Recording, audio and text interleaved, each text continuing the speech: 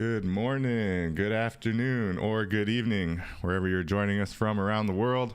Welcome to Web3 Warriors. I'm David Chroma, your host. Go by Chrome in the Metaverse. Thanks for joining us. And this is Web3 Warriors Episode 28, featuring Kimani from Let Me Out Productions. Welcome, Kimani. How you doing this morning? I am fantastic. How are you, David? Doing good, doing good. Thanks for joining us, man. I'm really looking forward to our talk. So today on episode 28, our topic of the episode is filming in Web3. You know, how does the blockchain, how does Web3 potentially impact the film industry, the production of films, the fundraising of films, the creation, and even at the community level, the potential to build, you know, even from scratch, really, a film out with the intention, you know, and it can all start from a really successful NFT project, really, you know, in theory. And we've seen some concepts out there, whether, you know, some of the bigger brands like Bored Apes trying to do spin-off comics or different types of video, but they're looking more in the gaming space, I think. But when looking at film and thinking about, you know, how can tokenizing or creating a community with NFTs lend itself to kind of building out, you know, a Hollywood film? You know, what's the next Marvel? You know, what's the next amazing kind of Universal Studios or something that is really groundbreaking to come out of this space, you know? And I don't think it's a huge conversation that's happened. the first person I ever heard talk about it was definitely Kimani. So that's why I'm happy to have him here on the show with us. Early last year, he's been talking about this tokenized, film production studios and how it works. And it is a lot of layers to it. Anybody who has a little bit of experience in the film production world knows all of the many pieces and parts that go into it, the many labor sensitivities that come into play, and of course, a lot of the influence and the over influence that certain producers and certain people in the space tend to have. So you have the opportunity here, in theory, with the blockchain to kind of decentralize, of course, and break down that monopoly by inviting communities in to actually invest in specific projects. You can have your whole kind of project team ready and have something to pitch, show a roadmap, and then if you get the right attraction, you get the right community backing you, there's really no limits to what you could do from that kind of initial seed of an NFT collection and a project. So with that in mind, we have a good expert here who spent many, many hours looking at this concept and has really ironed out a really cool project for himself and for their team at Let Me Out Productions.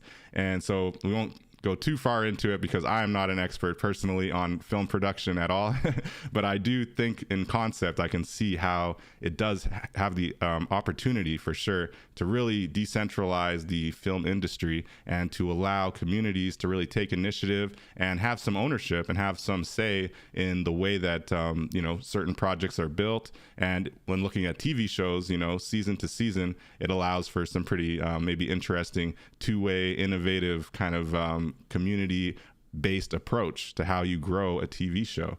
So with that in mind, and without getting any spoilers or getting ahead of what Kimani might share with us today, I do want to thank you, Kimani, again for joining. And before maybe we get into Let Me Out Productions and the many kind of granular details that are very important when looking at something like this, what brought you to the blockchain, first of all, and then to this concept as an idea? But welcome, Kimani.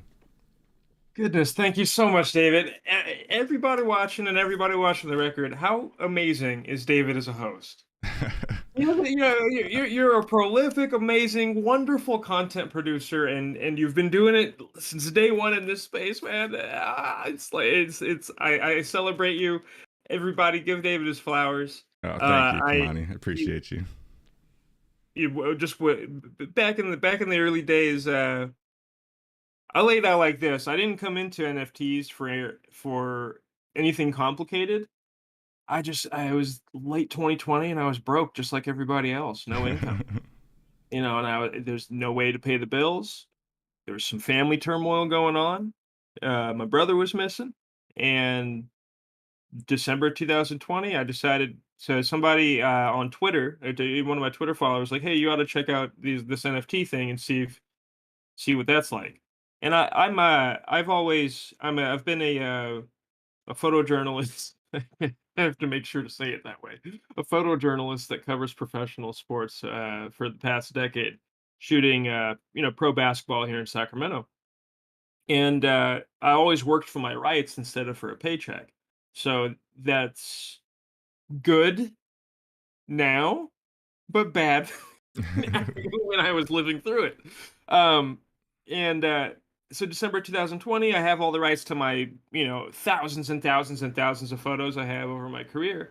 And I'm saying, okay, well, let me see if I can monetize these by defining them as non-commercial assets with this technology, this non-fungible token technology. That's the idea is I was exploring it. It took me a while to wrap my head around it. But I'm basically giving my photography, each photo, a serial number on a permanently public registration. That's well. Let me not simplify it too much. But It's not a simple thing. It's not that simple. it's not that simple. But I'm essentially sticking I'm attaching a serial number that everybody knows where to find this serial number on a public ledger to this photo, and that's how I'm transacting the photo. And then I can also define how an audience member is going to interact with that photo. So I have to make sure that these photos are non-commercial assets, and I'm able to do that using this technology. That brought me into but I didn't even figure that out until February. So I was 3 months into it, And so if you're out there and you're out there trying to figure it out, and you're like, what's going on with blockchain? What's going on with NFTs? And you don't get it. That was me. That That was was all of me. us at one Yeah. point. It was dense and hard and like swimming through concrete, but you'll get there. So just So hang in there. it would have been late 2020. You're saying then you kind of came That's when I to started doing research, but I didn't like. I was just googling stuff. Well, I don't use Google, but you know what I mean. So yeah, doing the research, doing your own yeah, just doing the research, research. Uh, DYOR.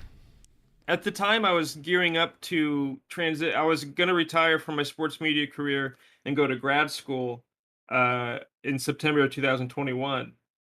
And then when I actually figured out what this technology was and where we were in history with it, I said that can wait. That's I what's can up. do that any old time. The chapter we're in right now, which everybody, it's still open. The doors. That's what's bizarre. The door's still wide Yeah, I open. mean, people are misunderstanding. I think the gravity of the technology and looking more so on the crypto. So you were saying you're definitely more of the like NFTs kind of pulled you in with the metaverse and like the whole concept of what they're building in the NFT land, and not really so much the crypto. You would say like it Yeah, the wasn't like a DeFi and scenario the where you were familiar with crypto ahead of time and then you were like, oh, this sounds interesting. I always understood the value of crypto against the US dollar because I remember research on this back in 2018. Um, and I was trying to figure out how many US dollars there were in circulation in the world, and I just couldn't find a solid number. Hmm. There's a bunch of different sources that ranged from 19 trillion to 80 trillion. And these are official bodies: CIA, World Economic Forum, Federal Reserve. I said, okay, that's a pretty wild spectrum. So That you is guys have no pretty. idea, zero idea how many dollars there are. So who decides the value of the dollar? And that's when I started trying to understand the value of currency, and that brought me to finally understanding how Bitcoin works, where there's only 21 million of them, Hmm. and each one's harder to access. So the value of that currency is decided by the community that's using it, and then same thing with every cryptocurrency. So I already understood that part of it 3 years ago at this point, or yeah, 2 years at the yeah, about three, yeah, 2.5, 3 years, and then something fantastic happened, and you remember this mid February, maybe a little later. A artist named Beeple sold a $69 million piece at auction, uh, at a Christie's auction to a platform called MetaPurse out of Singapore. And a few years ago, 2018, I was on The Bachelor, and that was a huge show. You And were working the, production, you mean? You weren't the yeah, bachelor working himself, were you? TV production. Yeah, yeah, yeah. It was a huge show. But the one thing I took away from working that show is the the scale of these things is achievable, it's doable, because that's what I was doing, is just running the numbers and organizing people. And I said, well, and that's what I've been doing most of my career anyway. Mm. Scaled from 5 million to 25 million, and I've never gotten paid well to do it. It's like, Dang. okay, well, I can do this around any intellectual property at this point. If you put me down in front of it, I can figure out exactly what it needs to be done at scale and at a high quality. So why am I doing that for $250 a day? Why am I doing that for 300 a day? You know, and That's then like you also have to. Then there's the lean months where you don't have any gigs coming in. This industry's tough. So uh, by the time when I saw that $69 million piece sell, I wasn't thinking art. I wasn't thinking transacting art. I was thinking transacting basically artistic communities, because that's what a production is. Um, a team of people. I mean, we're all hired to be there, sure, but we're all mm, also there to produce an artistic goal and to tell a story. Each and every one of us, from the person whose idea it was to the assistant who's working a couple of days on the thing. mm. Every single person is important to the outcome. So um, I saw that $69 million piece sell, and I'm thinking that's 3 seasons of a good show. It just, Yeah, that just went to one person. that's true. But people put a lot of hours and days into those. He How did. many He did. every days did he do to get that 69 mil, right? 13 years, Yeah, every single day. exactly. It is represented by an art piece in that piece, Right. which is, It is mind you know, blowing when you think about it. So when looking at, Let Me Out Productions, and now you've been grinding on it for about a year, right? Let's jump into a little bit more of the details then. So year inspired and a by half. people, inspired by like obviously seeing the community angle of the NFT space, but also the lucrative potential on the blockchain and being able to maybe break free of some of those industry shackles that are in the film industry. How did you think of Let Me Out Productions, and did it exist prior to NFTs, or is it something that has been built specifically for the blockchain?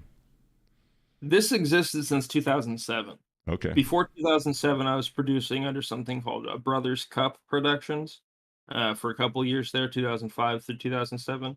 Mhm. And then I came up with Let Me Out Productions in 2007. Um, and that was because my buddies and I were trying to be filmmakers out of our little small town in Forest Hill, California. And when you're from a small town in America or anywhere in the But world, you're in and you want, California, so you got an edge. yeah, I mean, we're really, I mean, it's Yeah. like, it's just as far away from LA as Okay. Phoenix, I got you. so um, it's there's still barriers of entry to the industry. There's not a lot going around up there. Hmm. We had that movie Phenomenon with John Travolta come up to the town next to us, and it was a big deal. Nice, nice. Yeah, we actually get quite So, a few films up here in Canada. Apparently, we give some good tax breaks in the province I'm at in Manitoba. We get some famous people every once in a while. We'll see it in our newspapers. Like, John Travolta's in I, town. Like, oh, cool.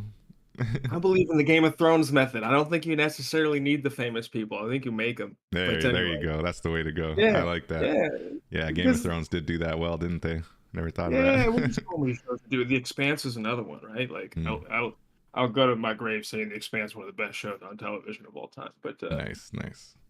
Yeah, that's something to be yeah, said. I like that. yeah, it was a good novels, good television content. Cool, Just like cool. Thrones, it veers off from the novels. But So yeah, you've been picking up production work under Let Me Out Productions here and there since 2007. So what led you to this kind of concept besides people, besides the buzz and the energy and the space, but from a kind of nuts and bolts community perspective, or even just like real production team perspective, why do it this way?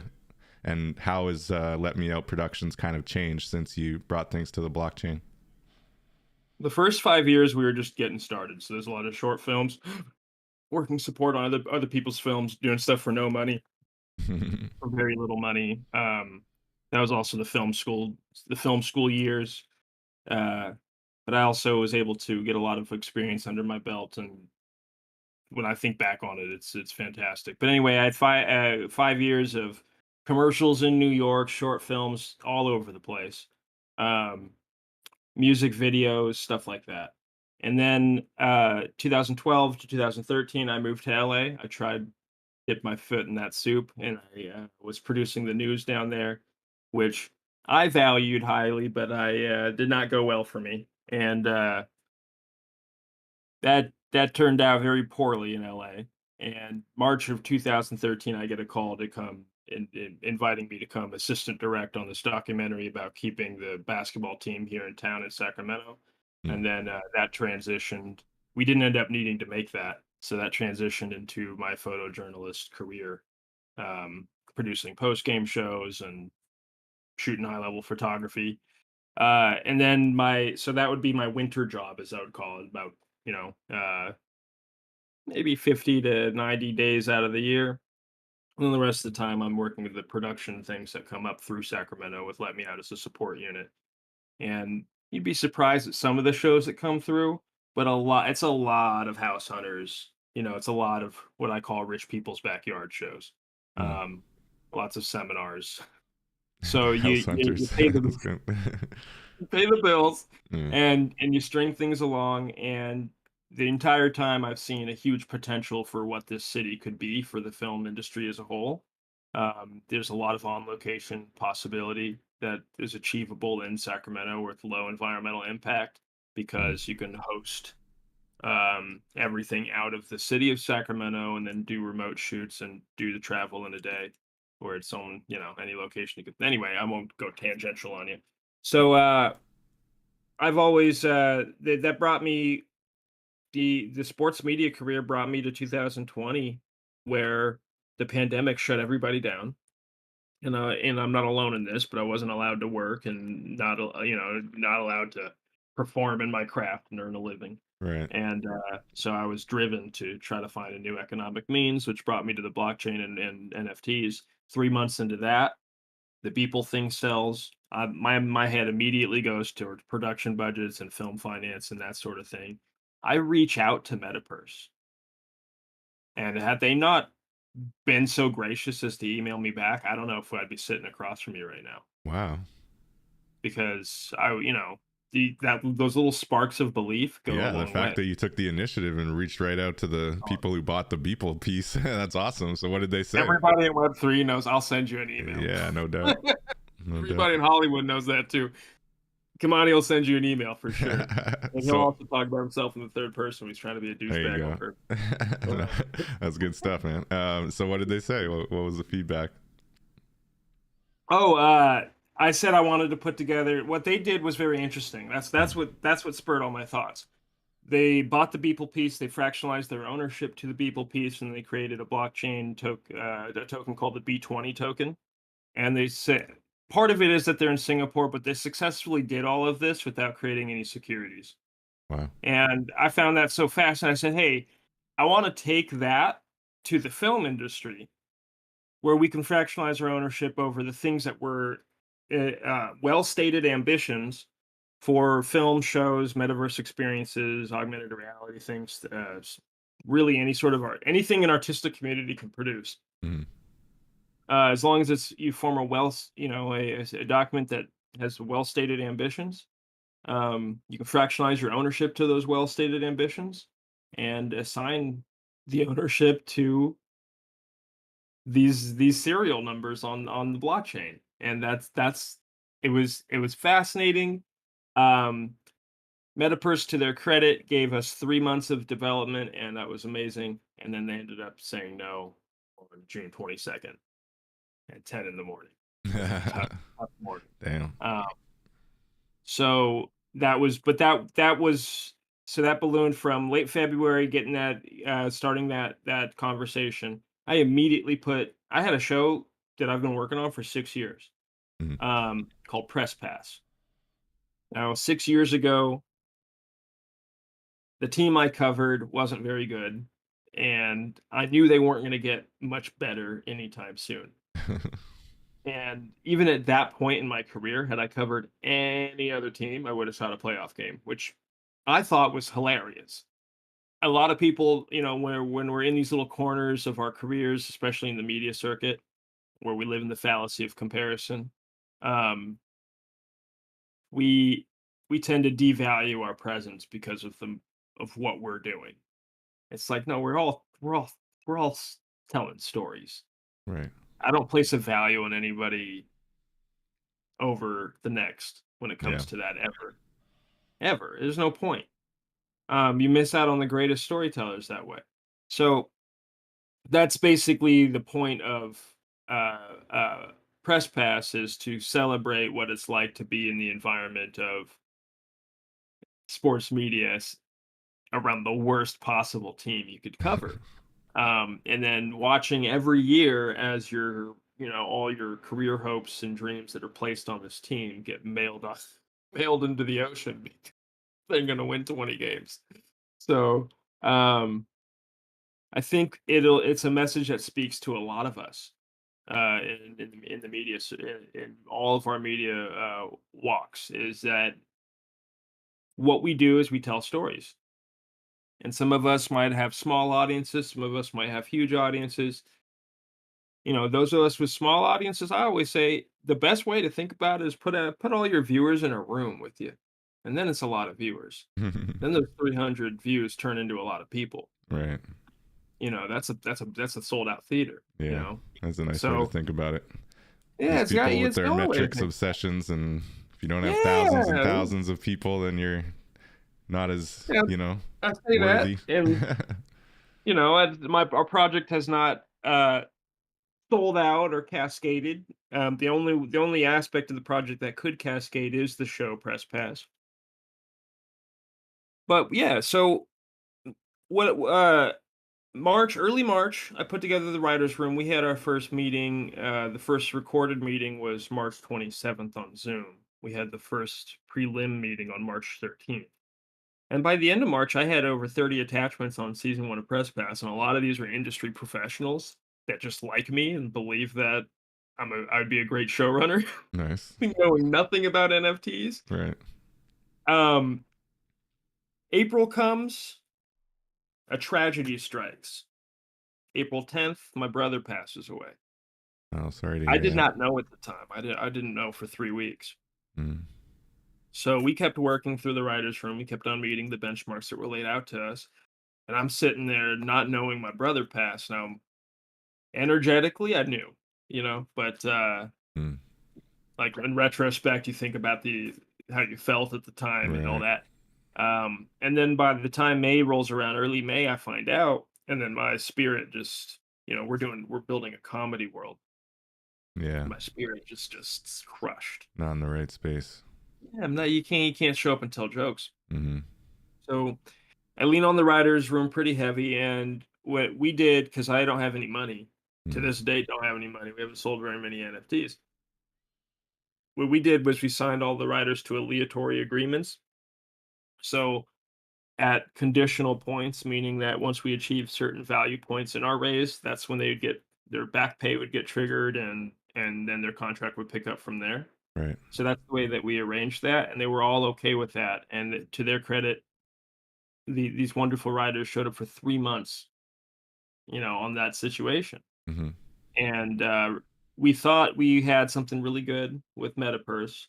I made a couple of personnel errors. I named two co-founders to Let Me Out Productions that did not believe in the technology and did not show up. Mm. And I didn't pivot away from that. I thought I could don't. I always tell that my lesson on that is don't waste time trying to convince people. They let you know what they think right away. Right. And And don't maybe that's force them into a technology they don't care about or understand, I guess. yeah. Well, I was over here saying, these guys are people I care about, and I don't want them to miss the opportunity, Right. right? Right. And so I figured I'd get most of the work done without them. And when you're across from a $2 billion platform like MetaPurse, Mm-hmm. they notice that. Yeah. Yeah. So that's not a good look. You have to have the whole team showing up. You can't have somebody busting ass and thinking I'm going to do it, and then have these guys come in. Yeah. Well, I think that's a great Uh, learning lesson for our listeners as far as the value of, yeah, we want to help our friends and all that kind of thing or work with the teams we have. But in this Web3 space and this blockchain space, when you're building out, you have to have 110% certainty from the team you're building with, right? That they understand the tech and they understand why you're taking this angle, because it's not necessarily the easier angle, especially in the short term, right? At the front end, it's not as easy. It's a pretty heavy lift to get so many people aligned on a single roadmap and vision, and then to invest financially on the blockchain, right? So you do need a team that is fully aligned with why you're doing it that way, and able to pull it off, or at least able to help on a consistent basis. So that's a great yeah, point there, Kimani. yeah, and that's the other aspect too, is that I've been at the other end of that, right? I've been the person showing up for free for every single stop in my Mm. career. That's the only way I've gotten the opportunities that I've gotten, and that's wrong. That's wrong. That I have to show up for free for years to get an opportunity that somebody else can walk into. Mm. So that's wrong. I would like to see that end, and I don't want to contribute to that at Let Me Out Productions. So what I did was, once the writers' room already was like middle of May, we're shutting this down. We're focusing on the pilot. We'll stack up a few months of back pay for y'all, but then we're middle of May. We'll shut it down and put everything on hold so I can. Now we have a pilot to go get funding around. Um, the I delegated the script authorship to another writer in the room, and if you're in showbiz, that's my one another caution of mine as showrunner: don't do that, especially in this space, especially in an aleatory writers room, conditional, when people are conditional on benchmarks. We had to have that script in by May 15th, and it was 4 days late. Mm, So between the personnel calls at the founder level and the script coming in 4 days late, $2 billion platform, yeah. I'm surprised they gave us another month of Right. discussion. So, um, we were very lucky at that point. That when I sent the pilot in was May 19th. It was the day after I had officially retired from sports media, and it was also we had filmed the clip for that token art that day as well. So it's a historical day. It's also it was real soon after after I learned my brother had passed, Mm, probably within a few weeks. So I was pretty busted up over that. I'm surprised we got anything done. no But doubt. yeah, so that's March. March we was the official let me out pivot, and it's on the chain. Um, what I did with MetaPurse was I took the fractional ownership paradigm and I applied it to the film industry, and I wrote a paper on it called the Elmo Structure for Tokenomics. I should have called it Elmo Structure for Open Access Tokenomics, something like that. Mm, But I didn't have the market contrast to understand that maybe that would have been a better title, and then I can always update the title at any time. yeah. The Why do you think that? Why do you think the title's so important? Open access, Mm, because there's so many walled gardens popping up in the film space in Web3 now. And a mm, walled garden is apply to us, give us all your information, give us your ideas, yeah. and once you have our approval, we might be able to do something for you. Mm. And do you see that even happening in the tokenized space? Like, as Yeah, some it's happening communities are right now. really, yeah, like they're still gatekeepers, even though they're saying they want to do blockchain, they want to build out maybe even a DAO.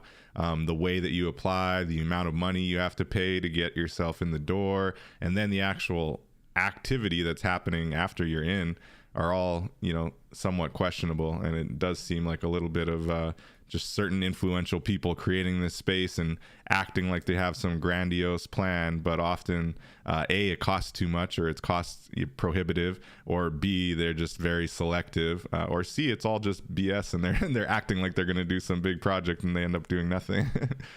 It's bizarre, right? Yeah. There's a basketball player out here in Sacramento who did an NFT project, and it completely flopped because he wasn't coming through on the obligations that he promised his token holders. And I know this guy. Right. I'm like, dude, what the obligations you promised were not that complicated.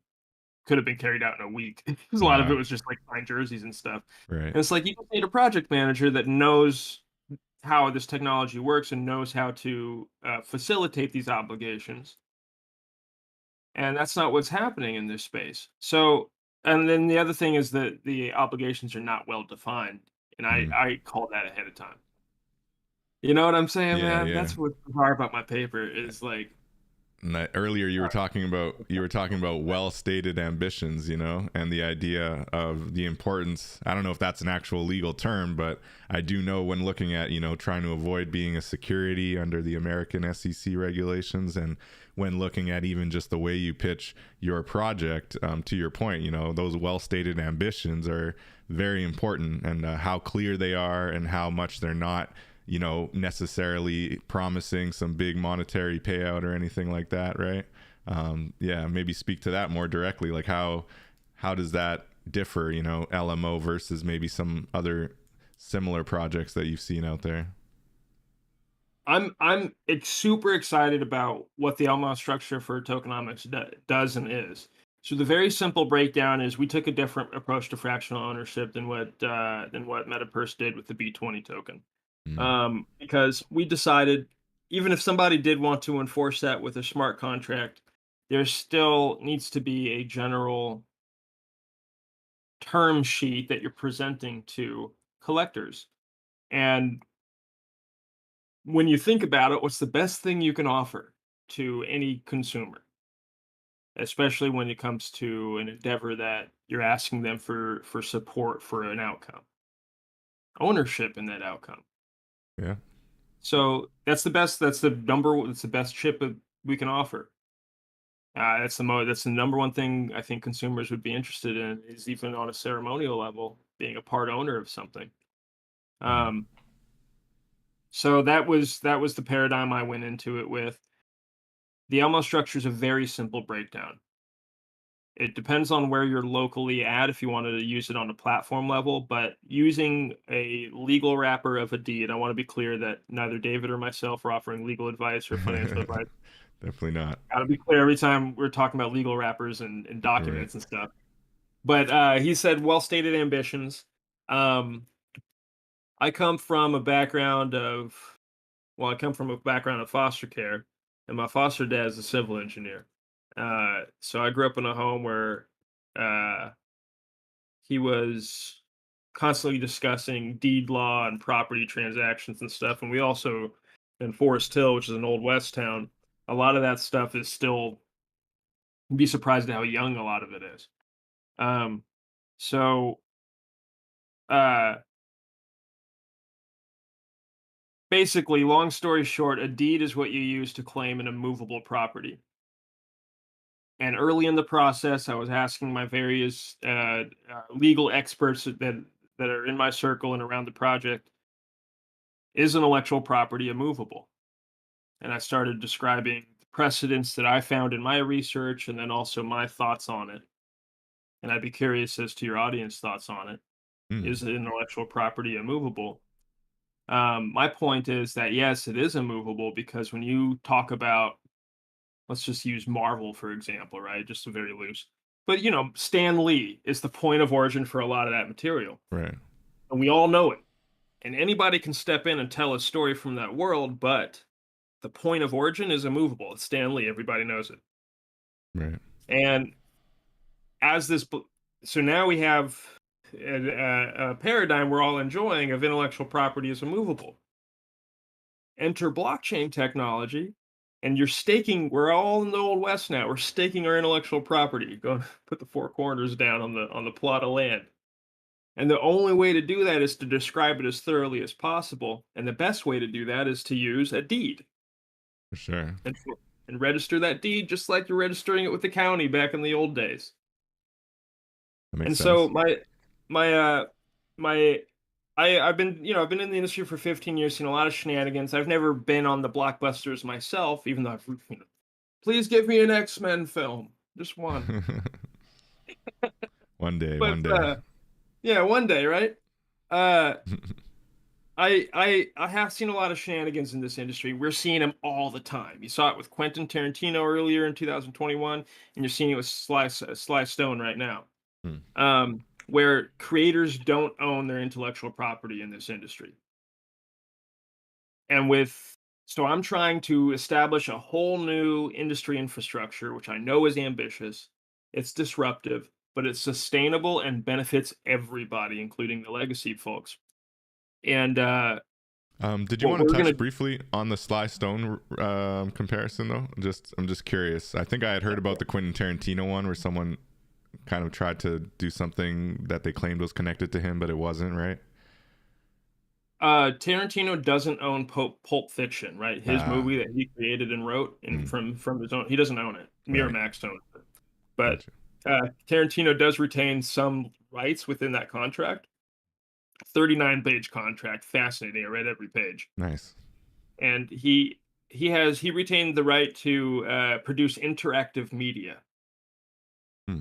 So, which I thought was like, this is such '90s language, Yeah, that's but fascinating though. That's an awesome caveat for himself. super cat, right? So Yeah. that's where the argument is with Tarantino. Hmm. He wanted to release non-fungible tokens that contained extra elements from the Pulp Fiction world, scripts, I think maybe some footage that had not been seen before, things like that.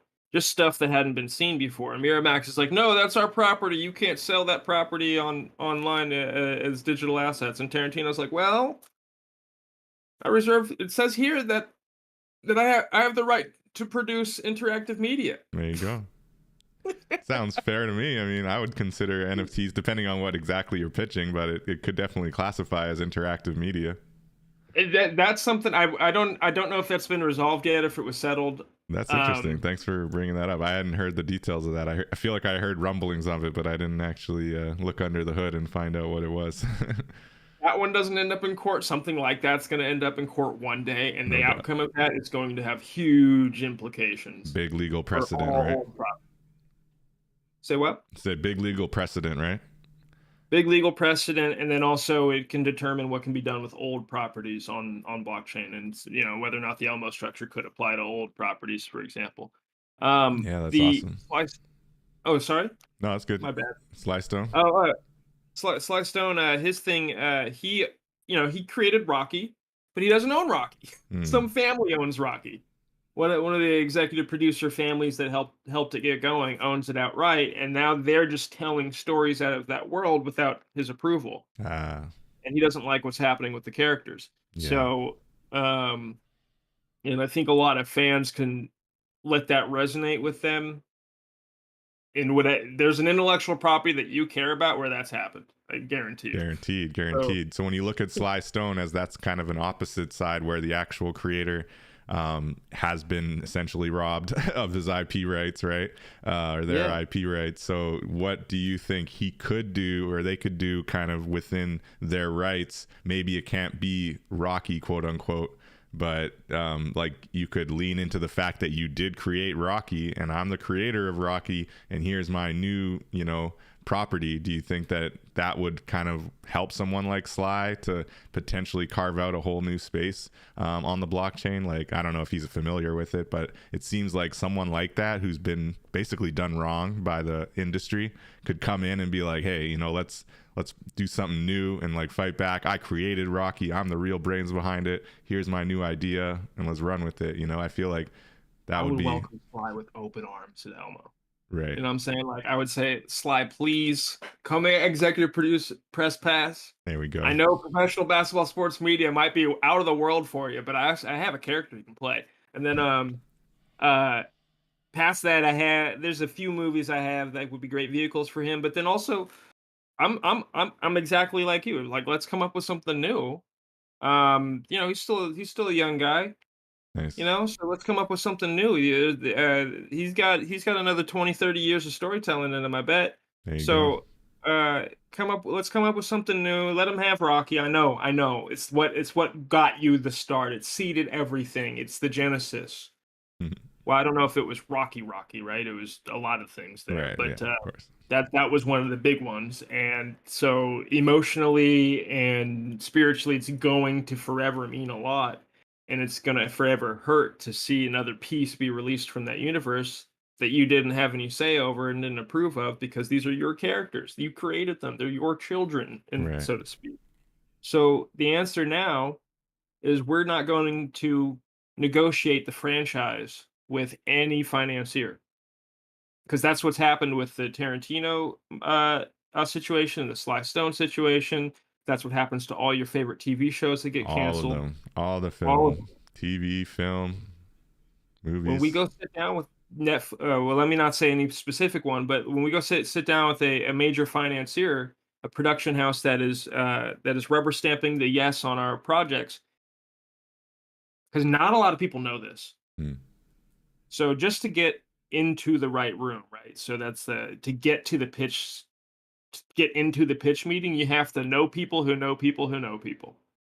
And I Right. don't know those. I know some of the people who know people. I don't know the people. Right. So I'm not going to get in the pitch in the pitch meeting anytime soon. But you get in the pitch meeting, okay? You have to have all these benchmarks lined up, and that makes sense because the same benchmarks are what we use to present our projects to the Of course. community. It's accountability, right? Yeah, you have to have well-stated ambitions, and Mm-hmm. that's what we're pitching. Mm-hmm. Um, and so if they like it, this is what a lot of people don't know. This is about how the shows and films get made. If a production house likes that show, or they will make an offer, and the offer is usually contained in something called a first look deal. And a first look deal is kind of like the same thing that they'll option a musician or or an author to. Um, where you bring them this IP. They're going to sign the intellectual property at the franchise level. You might sell it to them outright, full ownership, like what Pulp Fiction and Miramax, that deal. Mm. Or they might do some sort of option for 75 years, which is basically full ownership. Basically a lifetime, yeah. And it's always at the franchise level.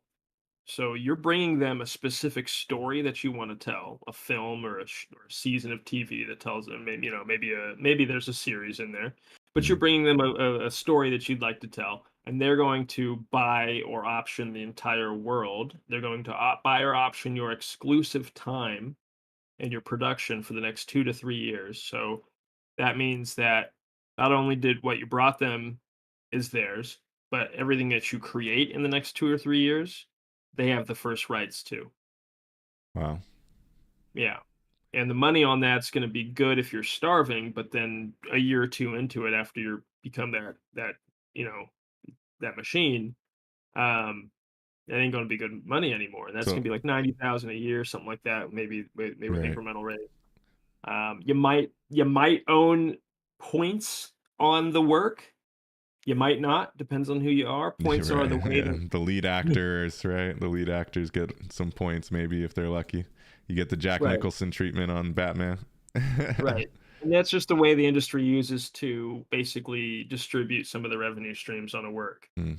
Um, for example, Mark Hamill was smart enough to take points in Star Wars Genius. on toys. Oh, on toys. Oh, okay. Yeah, forever. Right. That man has a split on Star Wars toys forever. Hmm. So he's just been able to enjoy a career sitting in an office voicing the Joker rather That's than the life. having to go Yeah. bust ass on set because he doesn't need to, So he still gets to act, he still gets to So create and enjoy the world, but yeah, doesn't have. looking at the Let Me Out Productions kind of tokenized standard, right? Like it seems like the goal is basically to get that type of point system for not just the actors and production team, but actually even the community, right? Some type of buy-in. Yeah, how does that work, and how is it decentralizing essentially film production? I'm so glad that we get, because I've been so dense with this all year, and that I've needed a year to experience market contrast to figure out how to simplify this. So it's actually pretty simple. You Mm, create art, you mint the art to a blockchain, which is providing that piece of art a immutable, meaning it cannot be changed, and permanent serial number. yep. And then write it in your document of well stated ambitions. You state who owns that property. If it's you and you're an individual, that's great. If it's you and a creator group, that's also great. If it's a DAO, that's also great. Yeah. This works for every single layer of content creation. And then you fractionalize the ownership to that endeavor. Now, there's layers to this. The document, the well stated ambition document, I'm going to say deed, but I also want to be clear that that might change depending on where you're at locally, Mm, and that don't just go form deeds without talking to council about what's locally required first. Okay, that okay. said, when you create a story, um, the story also exists in a world. So every time a creator has an idea, they've created at least two assets. And this is also true for every artist. When you create an art piece, that art piece exists in a story, which then exists in a world. So anytime you have a world that you can describe and define, write a deed to it, claim that, put it on chain. Now we're not negotiating the world anymore as creators. We're not going to, it's off the table. Yeah. Oh, we want your friend? No, no. That's on chain here, and we're not transacting that. Sorry. Um, and then incidentally, you also have public proof of origin, immutable public proof of origin for that particular concept. Then you go write another deed to the specific story that you're telling out of that franchise. Mm. So the film or the So season of breaking that television. down, it would be like the original deed for Marvel, and then a micro deed or the next deed for like a specific comic book or a specific maybe Spider-Man, right? Or like Mhm. right. So a specific kind of branch of that larger universe. Right. So we're basically going to be building umbrellas of intellectual property provenance on the blockchain. So, Genius, man. um, Um, yeah, continue. Sorry.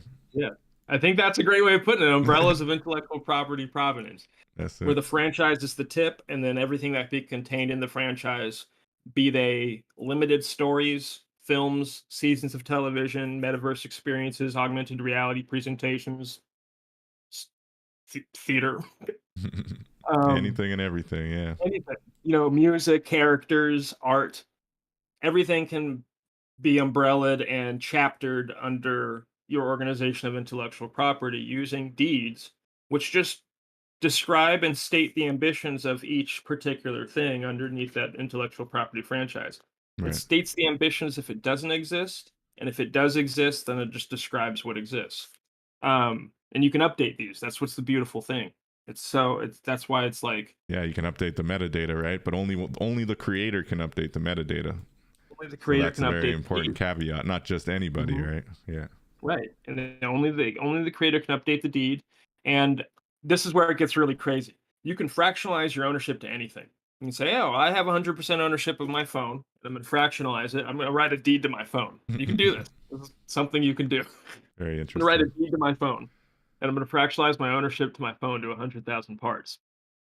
So when stating something as a deed and then fractionalizing it, and importantly fractionalizing it purely for ownership and not from a perspective of get this fraction and you'll 10x your investment kind of thing, right? Because Right, that's when exactly. you get into the security kind of area, right? Making those promises on financial gains. But to your point, there's already the deed as a legal thing, right? That can be done, and fractionalizing that deed after your research you've found is totally above board and all good. So all you're doing is taking that process and putting it on the blockchain essentially, and kind of adding this layer of immutability and digital verifiability to that kind of deed process, if I'm understanding correctly.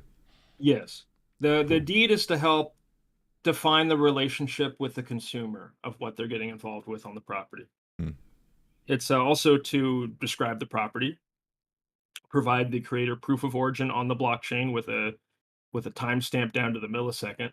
I'm telling y'all, it's already been It's proven really useful making for use of the technology more than anything. It's taking stuff that kind of should or already does exist in the film industry, or not even in the film industry, but just in the world, uh, as an economic option as far as deeds, and then applying it to the film industry and applying it to blockchain. It's really cool. I do want to let anyone who's watching, because I feel like there might be some questions. If anyone has any questions, definitely we love to get Q&A from the chat. If anyone has any curiosities, it is a pretty nuanced, I think, concept, and it's not easy for everyone to wrap their head around. I think you have to have a little bit of understanding of how production teams and films are created, and then have also obviously an understanding of the blockchain and why doing this on the blockchain is such a great technological new option that could kind of identify and solve a lot of those problems that Kimani has rightly brought up earlier. So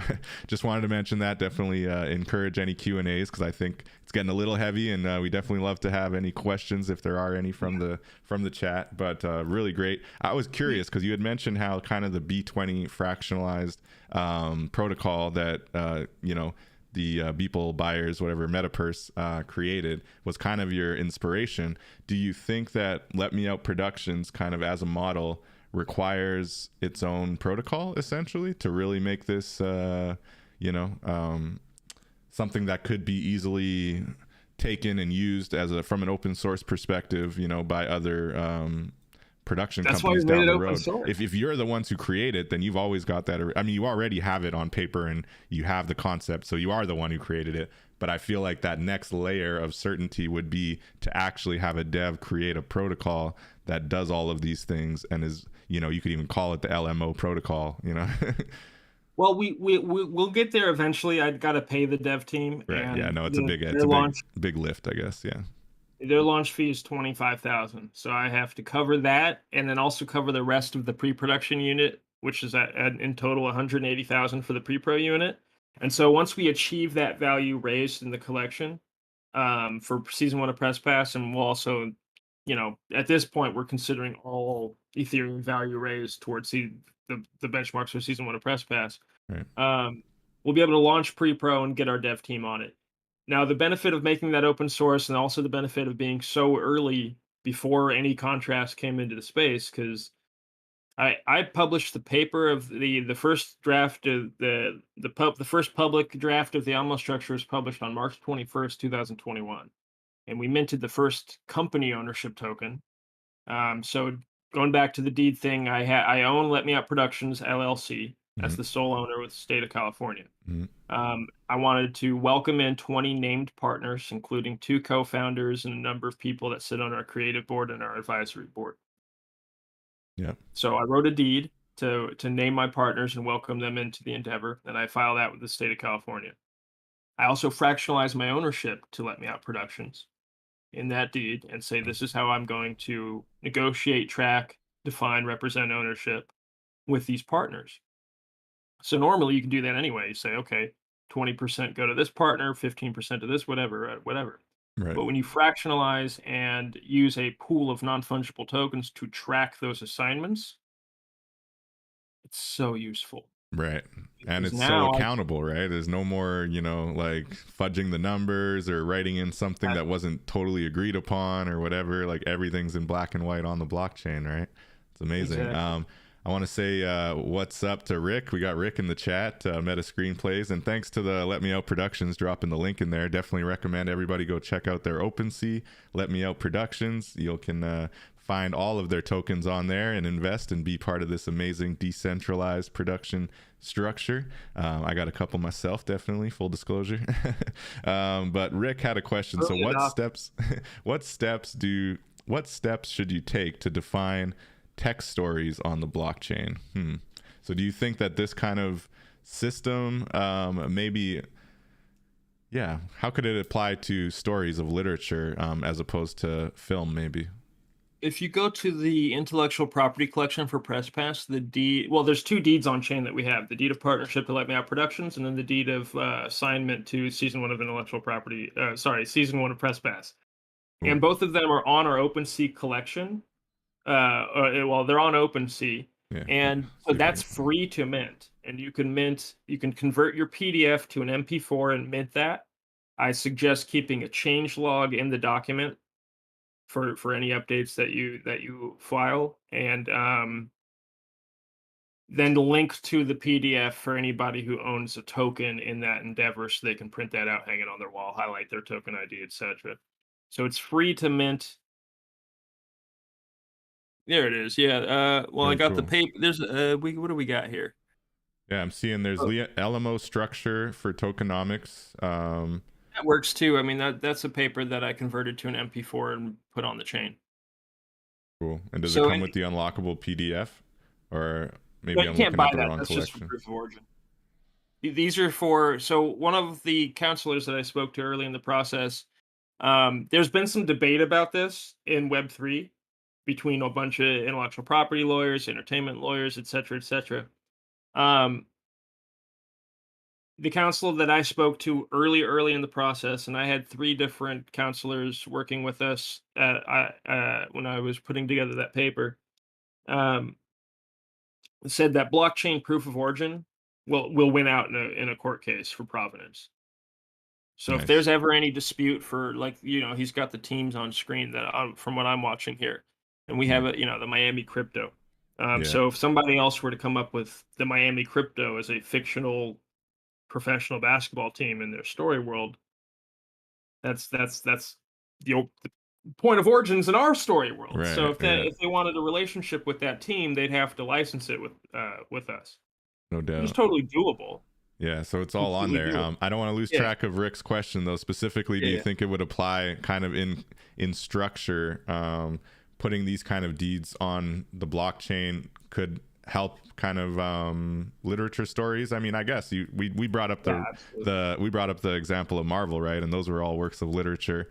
So in the same sense that Marvel would kind of be the top universe IP, that initial, this is a universe of superheroes and this is a concept I have, and then there's Spider-Man underneath there, and there's Captain America and such. I mean, maybe Captain America came first, whatever the case may be. But yeah, so there's the overarching kind of like universe that you would set up a deed around, and then there's maybe stories underneath that you could mint and set up fractionalized ownership to, right? Right. Yeah. And every world, no matter what it is, even if it's a documentary or a historical presentation, your deed is not establishing a fictional world then, but you are establishing a lens of observation. That's what you're claiming. Lens of And especially, observation. I like it. yeah, lens of observation, because if you're doing a documentary franchise, you are presenting a certain lens. So that's what you're claiming in relationship with the story material. And then same thing with a nonfiction piece. So I think people can mint their all their drafts on chain. There's actually a fantastic interface. I use OpenSea just because it's free. You pay the initializing fee to get on the platform, which for me was about $200 US, but it's in Ethereum, so it fluctuates. Yeah, There's other it will platforms not where be you that can. high for other people right now. I think you were doing that at like peak 2021 gas. It's like $10 or $20 now to initialize. Oh, really? Yeah, Oh man, I got it's not yeah. that Well, that much. was back in when was that? I paid. That was back toward the end of March, Yeah, 2021. no, it shouldn't be that much at all. I think maybe $10 to $20 for that first initial mint cost. Again, at low gas. Just wait until gas is below 10-15. To your other question, Rick, PDFs won't make it much different, cheaper or more as far as minting cost. To what Kimani was just saying, basically the initial pay, there is a cost to kind of sign the contract to allow you to mint on OpenSea.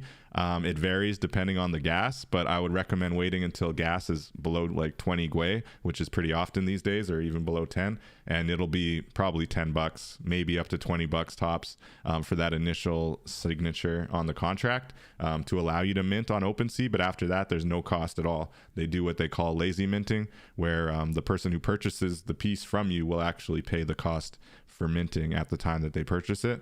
So it's just that initial cost to get set up on OpenSea, but after that, no additional cost to mint as many stories or PDFs as you'd like. So thanks for the question. Man. It's awesome. Oh, and apparently mintgate.io is another option that you plugged in there. Yeah, that one you can mint PDFs for free. I don't remember there being an initialization fee Okay. for Gate, but there.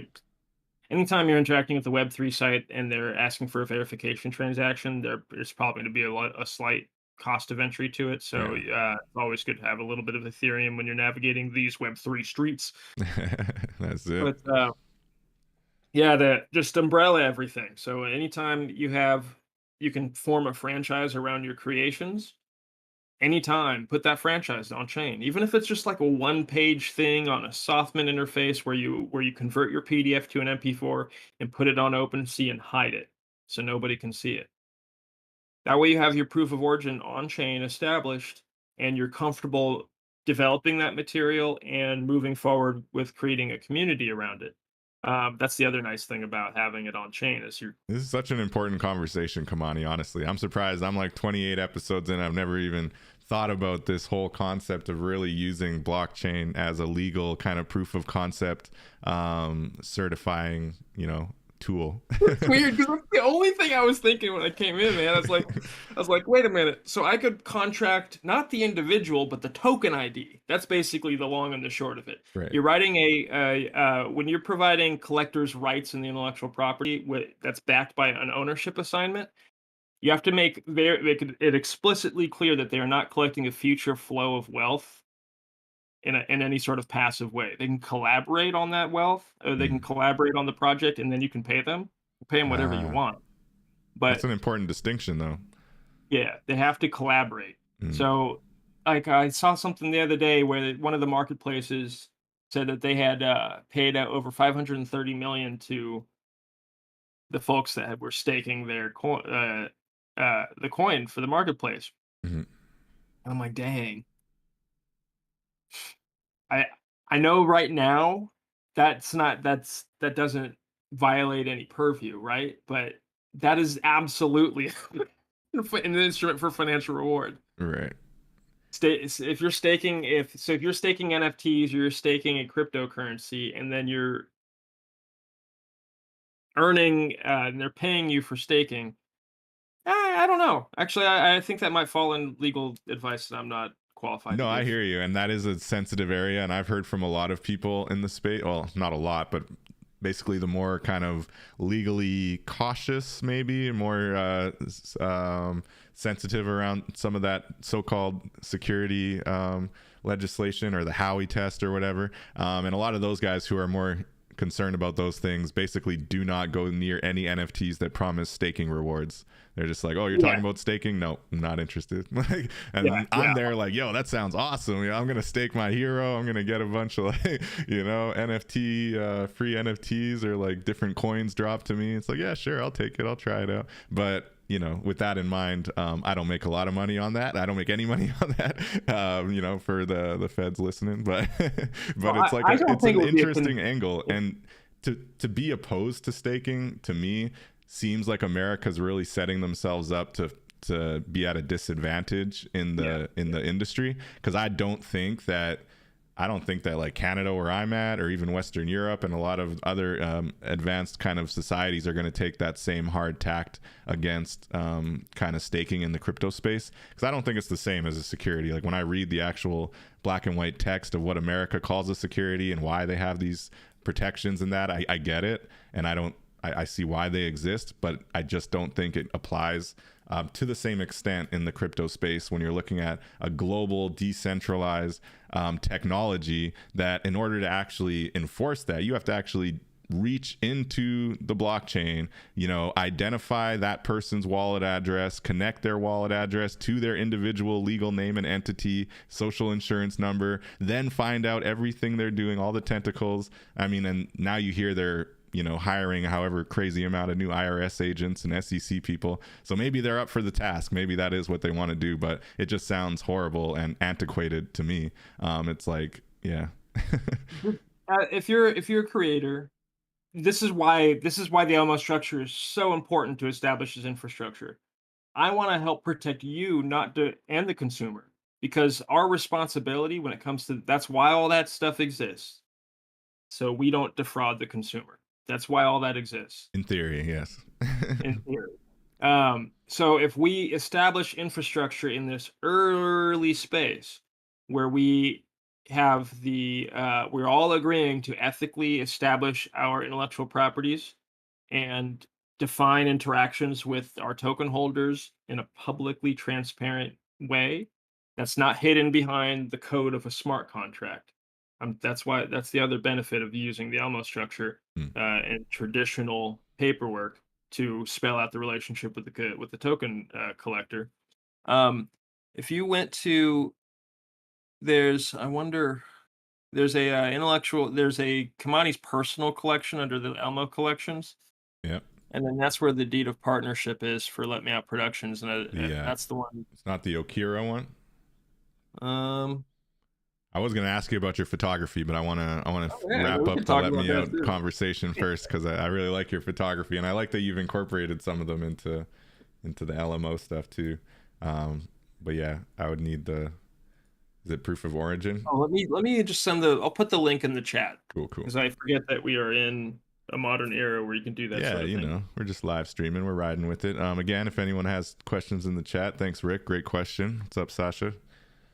Anybody else? We're hanging out. We're talking Web3 film production, and specifically the historically relevant and very important conversation that Let Me Out Productions really initiated early last year about, you know, content creation, IP rights, and really being able to use the blockchain to really cover yourself and, you know, build a legal argument, you know, show that your IP rights exist in real time on the blockchain. And I think just that alone is so important and not said enough, that this technology is really making a new avenue for IP accreditation, really, or IP certification maybe, on the blockchain. And I just don't hear enough people talking about it that way.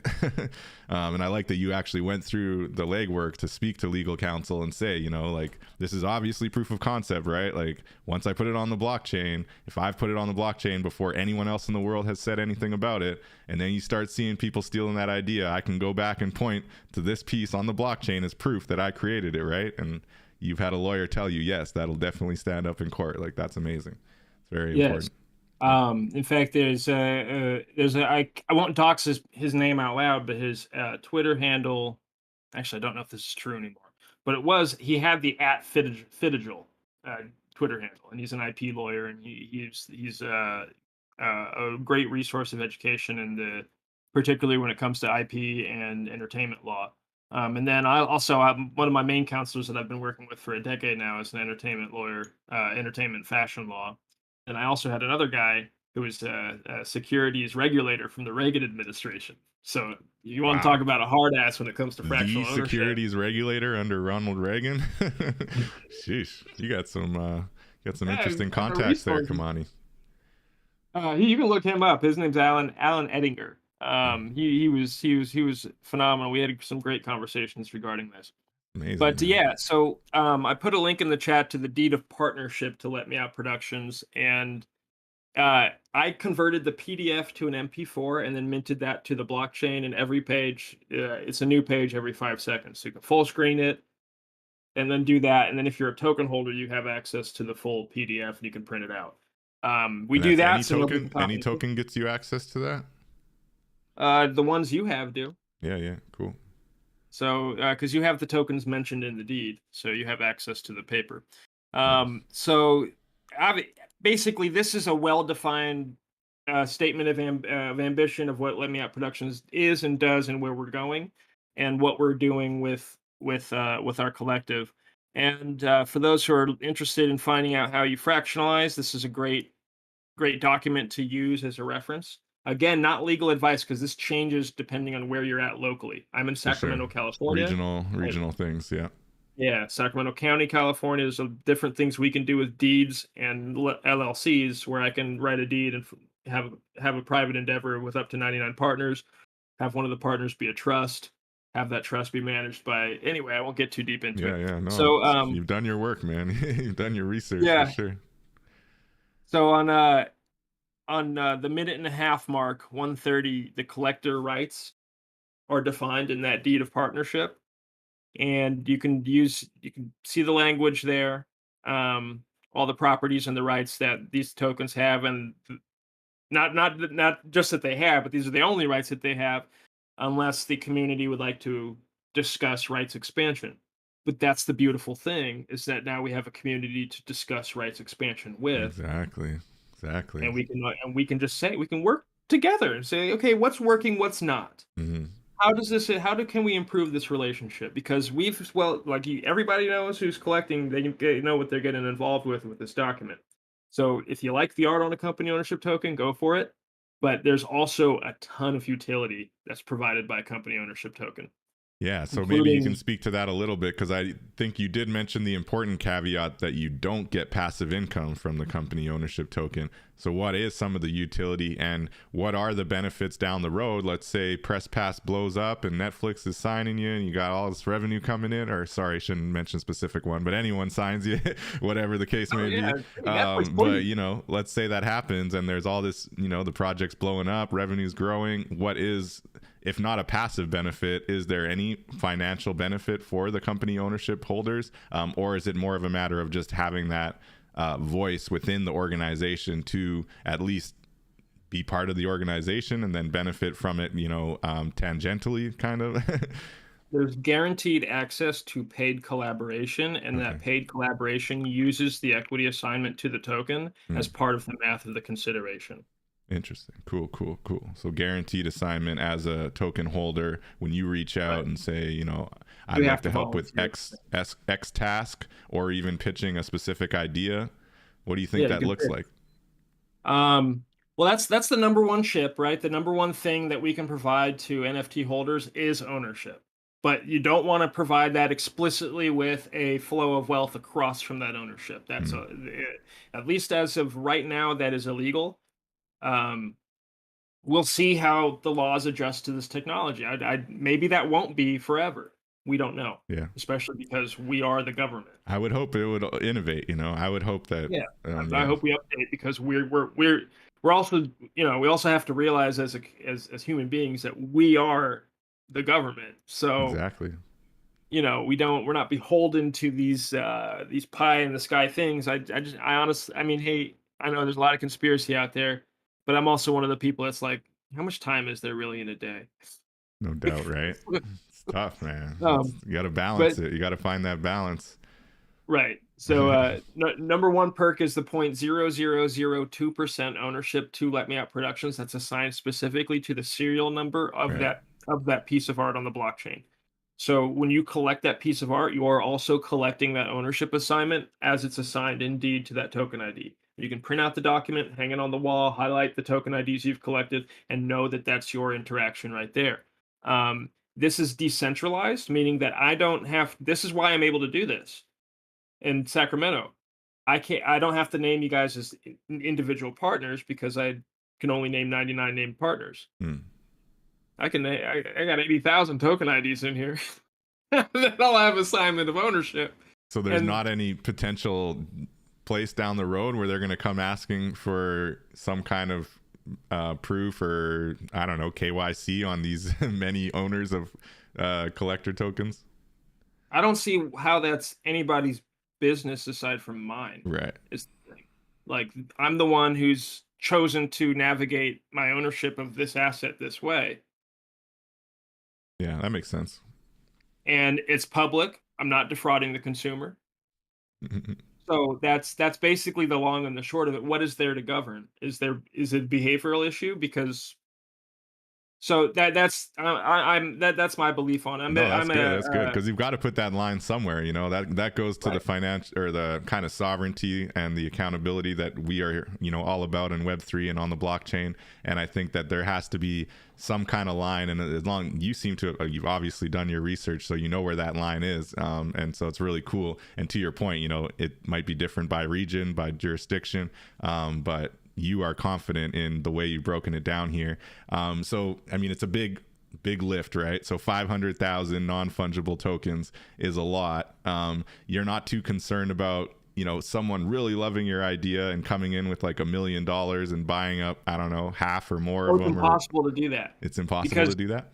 yeah, you don't want your tokens and your token pools to be seen as a facility for investment, especially at a platform level. Hmm. Project by project, that's different. Right. Platform level, I'm a limited liability company. I'm not seeking investment from collectors. I'm seeking community growth. I'm seeking committed community members.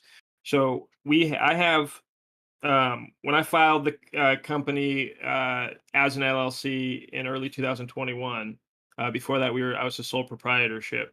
Mhm. Um, I That's when I filed the fractionalized ownership, and 84% of the company is assigned to myself. I'm at 23.6%.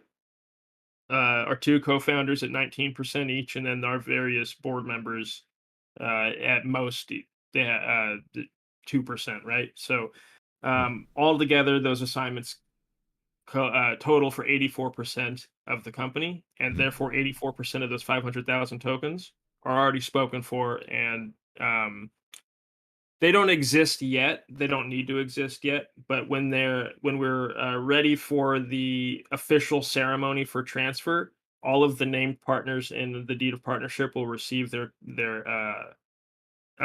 tokens to back the equity in the deed. That's They're amazing, they're man. already they're already the percentage partners indeed. Like, that's already established with the state. I'm Yeah, choosing as the company founder to back and track those assignments with this non-fungible token model. That's my choice as a platform founder. sure. So, and I'm choosing to make 16% of those tokens available to consumers, and they will have predefined interactions with Let Me Out Productions if they possess that asset.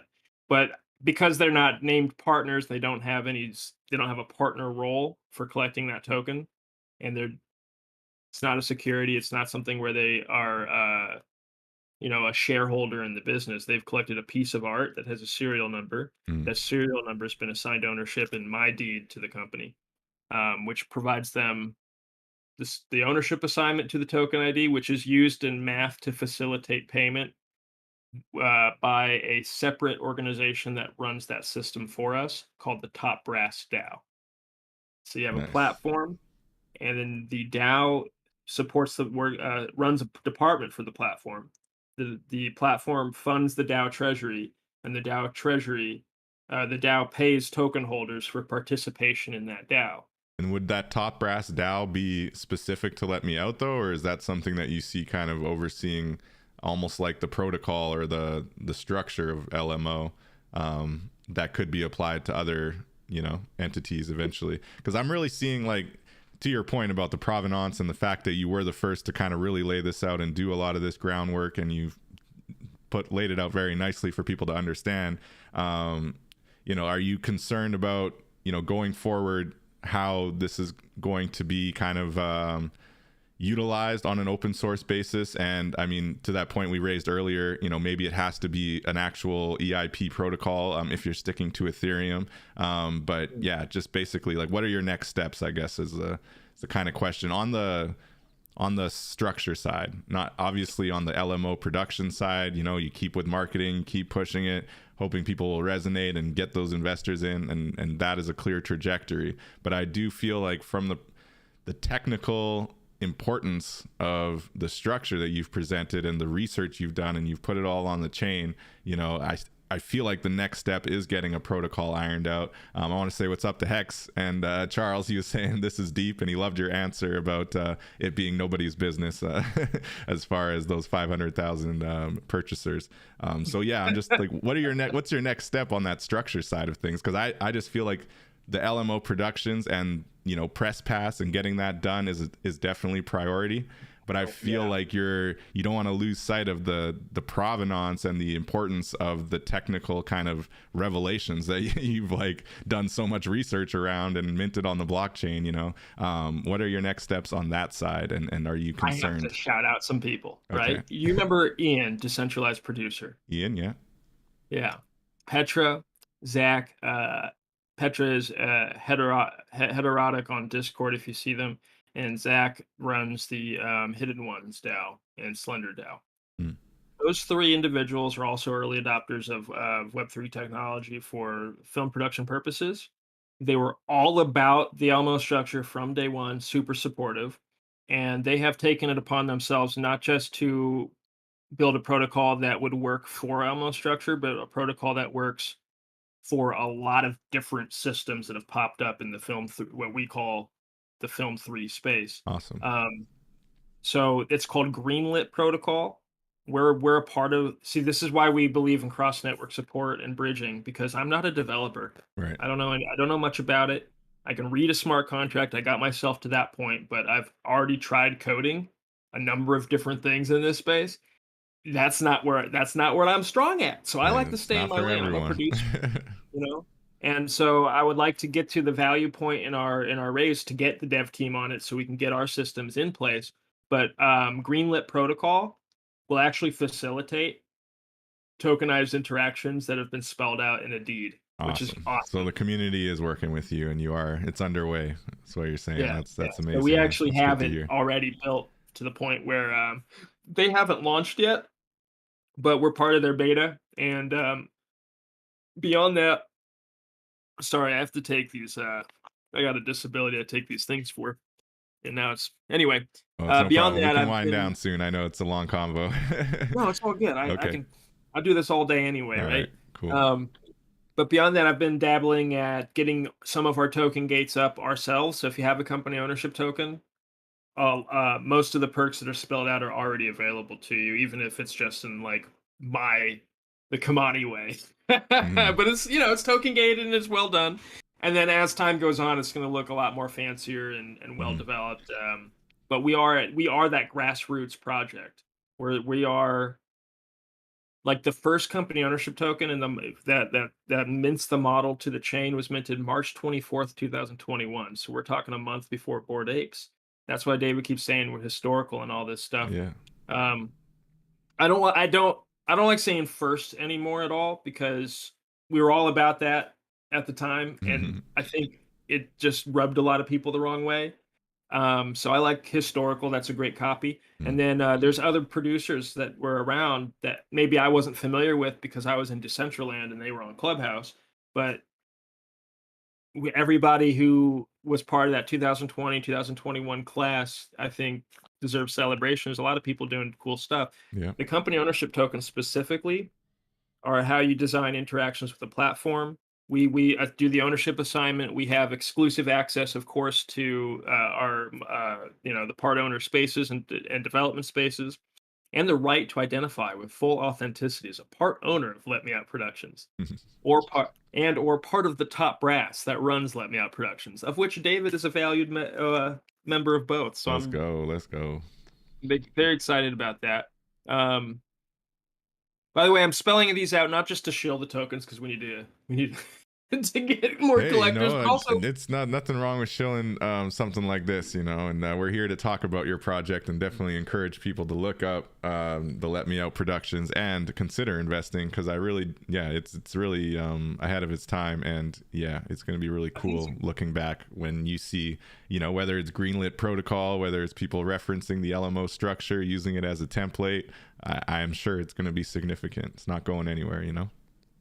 and right now we're so early that a political game's being played where none of us really have clout, Mm. and we know that clout goes a long way. And like a viral day can change lives, right? Oh yeah, Like it's wild. a good so that's what we've built projects for. The company ownership token collection is not built that way because again we don't want to be a facility for investment. So 80,000 tokens will be available to the community. We will make maximum 200 available at any given time from Let Me Out Productions. So in the event there's a cascade and we go viral and all 200 sell out, we Mm. can actually freeze release and keep up with the obligations to our current Right. token holders. So one of the things, and that was designed that way from day one, which is again, I want to I keep doing this, like, because I knew from day one when you have something that has potentially 80,000 members, Mm. if I release 80,000 tokens at once, there's no possible way I could scale fast enough to meet the obligations to those token holders. And you see that all throughout the Web3 space. And so you have a lot of projects that, let's be real, these are kids, like 20, 22-year Right. old kids that maybe had the intentions well thought out when they stepped into that role, but then all of a sudden they have 10,000 consumers they have to answer to, Right. and they've never done that before in their lives, Right. and they have no idea how to scale that from the grassroots to the capability that they need to scale to. So this entire relationship that the Elmo structure spells out between the creator and the consumer is, I think, vital infrastructure for how projects should be built in this space, going well beyond the film industry. The language in the papers just in the film industry because I stay in my lane. Yeah, for That's what sure. I know and that's what I do.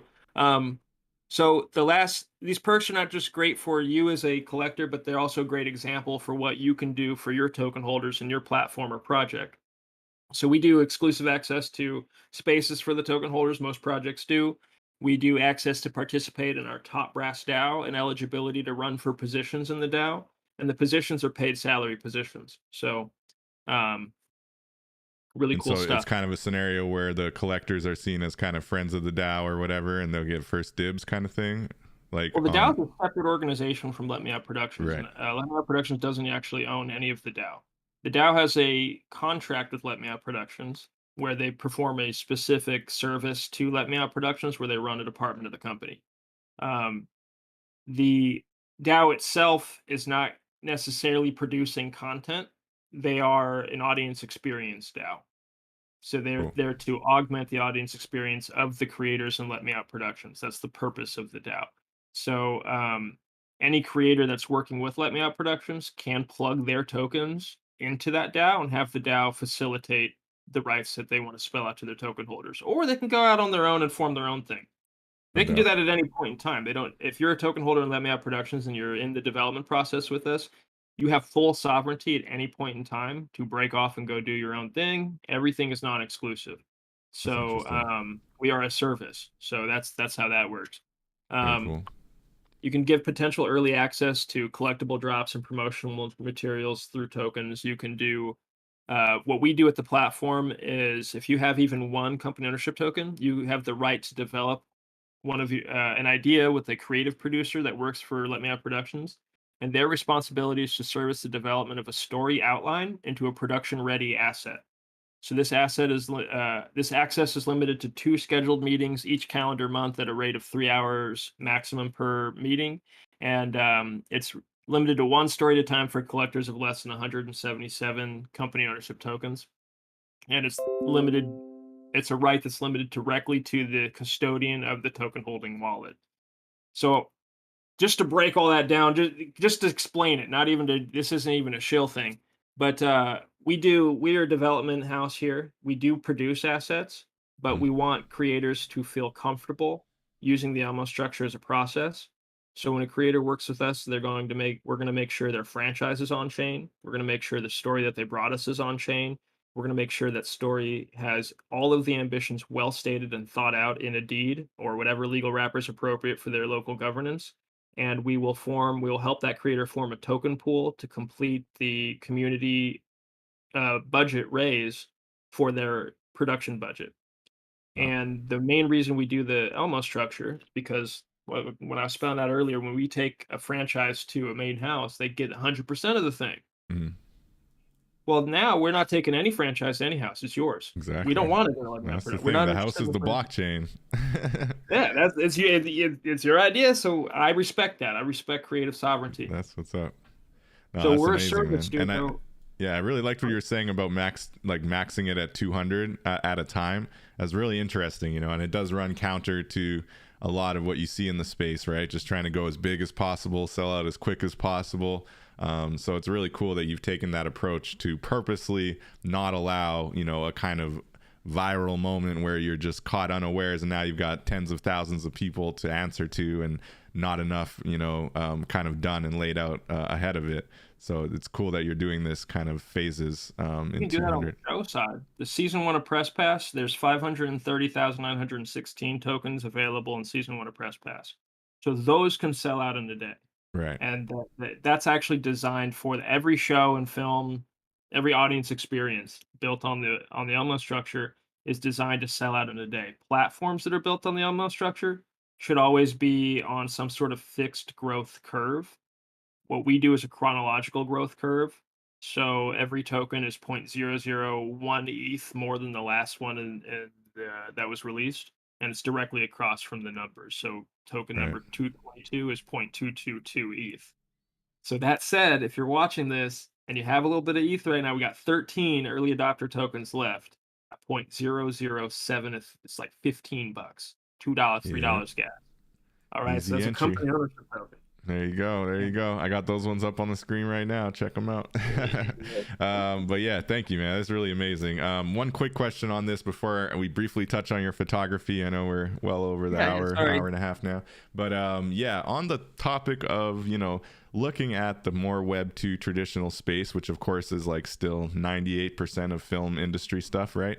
What do you think is the general perception of this avenue, among both producers and actors, looking at the film industry? Is this something that is going to be eventually welcomed, or do you think that there's always going to be is going to kind of eventually get to a place where there's two parallel tracks, right? And those who are kind of comfortable doing these blockchain based kind of contracts and, blockchain based funding, and then those who just want to stick with the traditional lane. So how is it being, like, what's the reception now? And then how do you see it evolving? The reception now has been terrible, and in Hollywood specifically, people are not about this Right. because you have to think about from the outside because if you were in this front like we were, right, like early 2021, experiencing the what ifs of before the PFP thing really took off, Mhm. um, and then witnessing that was a different experience being involved in it than witnessing outside of that. Because outside of it, maybe you're like me and you didn't understand. It was too dense to get at the beginning of the process, but then you're like,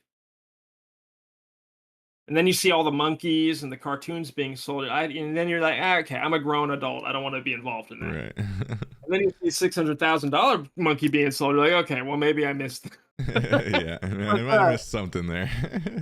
yeah, um, the reason why it's going to here's the future for it. And I put a link in the chat that goes to our Press Pass Season 1 collection. I'd like to explain why what we do with that with our tokens and specifically distributed assets. So films, seasons of television, limited audience experiences. You have a team that came together to produce that experience. That team is spending time on the experience. They are working in departments, and you already have a really well thought organization to assign them equity. So, what we do, he's got on the screen our intellectual property tokens for season one of Press Pass. The first two there, the 0.02 ETH one is the version 2 collectible. There's 916 of those. That's an audience exclusive meme of production. There's a 0.0091 version 1 collectible. That is the audience exclusive meme of production. It's a 33-second meme. Each one of those collectibles, each edition of those collectibles is assigned 0.000018% ownership over season one of Press Pass and has limited rights of interaction with the intellectual property, including the right to make your own meme and sell it out of the strength of, off the strength of the content. For every edition that you have, you can make a meme and sell it. That's how it works. So over all the way to the right of that collection, you have the version 3 collectible. That's the one that we use to anchor my ownership in season one because I retain 35%. We anchor the production company's ownership and administration over season one. They own 35%. The version 1 and 2 collectible for the audience, those total for 10%. So we have 20% ownership of the asset left over. What do? We distributed that ownership to cast, crew, writers, staff, artists, musicians. Everybody that worked directly for the production company on the asset will receive tokenized equity at full project wrap according to their half days worked on season one and which department they're in. So for 20%, out of that 20%, it's 866. So 8% go to directors and writers. Mhm. That's just an equal split. The we might do a micro pool for directors. We're still figuring that one out. 6% go to cast, 6% to crew, staff, and craftspeople.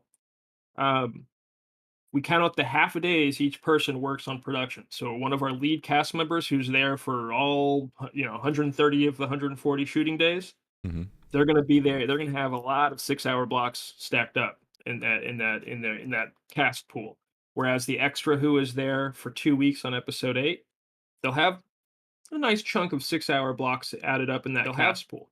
So then you have the entire cast, 83 people, that all have their days added up in total, all these 6-hour blocks in total. And then the lead performer out of that, what percentage out of that pool do they have? Oh, okay, 11%. So 6% of our overall token pool for Press Pass goes to cast, and they receive 11% of that number. So now we get down to our first uh let's fast forward. Press Pass. All 24 episodes are released. We're syndicated. We're 3 months after being distributed in full, and we are experiencing our first net profit coming in at the end of like Q3 or Q4 2023. Right. That net profit goes into a net profit treasury for season one of Press Pass, which then pays out to direct collaborators according to the equity that they own. So that's the future. That sounds Every proper very interesting, very innovative. every property doing 20% equity distribution to cast, crew, writers, and staff with a quarterly net profit issuance directly across from those token IDs, which is set up through a smart contract. And it's so awesome because the collaborators can sell the version 3s to collectors. Collectors are not plugged into that smart contract because they were not hired to work on the property. Um, You can introduce conditions where they might be plugged into that contract, but What was we the don't version touch 3 that. going to sell at? It doesn't look like it's listed right now. That's not selling. We don't Oh, sell that one. oh, okay, got you. So Yeah, it goes out to them. Got you. yeah, that's going to be distributed to I forget the exact number, but over 1 million of those are going to be distributed to all of our people on the org chart for Press Pass Season 1 at full Right, wrap, right, right. according to the predetermined breakdown. And all of this the consumer knows ahead of time. So what we're offering is a model that says through franchise is yours forever. When you make a film or a show out of that franchise, you're going to sell 10% ownership of that film or show to your audience to greenlight it. That's If you amazing. click on the version, the 0.0091, I think it's like $12, right? Right. So I'm selling 530,000 pieces of art for $12 each. All 530,000 of those pieces of art share the same serial number on the blockchain. So there's 530,000 editions of that serial number, and each edition of that serial number carries that percentage of ownership assignment in the show, which guarantees specific rights of interaction in the deed of assignment to the show, which is also right there in the collection, which the consumer can read. So the meme itself, you know what? It's best to just throw yourself into the immersion. I put an immersive gallery together instead of because I got sick of explaining it because people keep Okay. thinking the show's gonna I was gonna say look maybe like we'll that. play this quick 30-second commercial for everybody. It's an interesting piece, I think. Give us That's give them and then we give can them a talk about the snippet. photography and then wrap. Yeah, It's that a perfect sounds good, segue. right? It segues right into photography, and I love how you've used little bits of your photography in the LMO project too. So definitely wanted to ask you about that. But yeah, let's listen to. So first, it's the actor, right, and then it cuts to you, right, Kamani? And this This actor looks like performer is so just much like a playing young me in version the of you. It's not even funny. Yeah, he does, but he's just performing me in this clip. He's not going to perform me on the actual show. Right, right. Okay, cool. All right, So let's hear it out. time's gone on a little bit too much. Oh, maybe my audio's off. Hold on. Why isn't it playing? Try that again. I'm Kimani Okira with Hardcast.net, and I'm very excited to be covering professional basketball for the Before he first time in my plays it, there's a photojournalist 33-second career. version of it, which is just the I'm bookend Kimani clip Okira with of me starting my Hardcast.net, and I'm career. very excited to be covering That's young me professional starting my basketball career, for and then it fast forwards to literally my actual moment. That's my actual moment of retirement from professional basketball, limited to press. I'll work for players and agencies, but I won't work for the press anymore. That was the I'm moment sure of retirement. Okay, cool. You talked over it a little bit, so I'm gonna play it back one more time. my bad. All good. All right. I'm Kimani Okira with Hardcast.net, and I'm very excited to be covering professional basketball for the first time in my photojournalist career. Welcome to Lens Space. I'm your host, Kimani Okira, and I am done with this shit. Bye. Nice. So I want people to meme it right now, especially screenshot that like I'm done with this shit. Bye. Like I love it. People, because that helps the show tremendously, especially if that little picture goes crazy. So if you're getting trolled in an internet conversation, please use my face with that subtitle, I'm done with this shit, bye, to exit that conversation. And if that just becomes the way that people exit troll conversations online, the show is going to get made. Hey, Watch. let's go. See, you got the You know? viral ideas in mind already. I'm telling you, people will automatically associate that with power to leave a bad moment. The production quality of the clip reflects the I'm Kimani Okira with Hardcast.net, and basketball I'm very quality of the excited to be team that I covering covered. And professional it's a basketball. reference to this 5-year project that I did. It's a performance art project called #LensFace, where I just yeah, you gotta think, I put my hopes and dreams into this situation, right? And it Right. wasn't going well. And the team was no good. The media relations started getting real goofy in 2015. So a year later, I decided to start producing this show called #LensFace, where I was going to make fun of a few different things. One was the self-importance of sports media personalities, because this whole time I'm over here being like, these guys are just playing ball in a cup. Like it's fancy, but like there's a huge massive ecosystem around grown men playing ball in a cup, and I find that hilarious.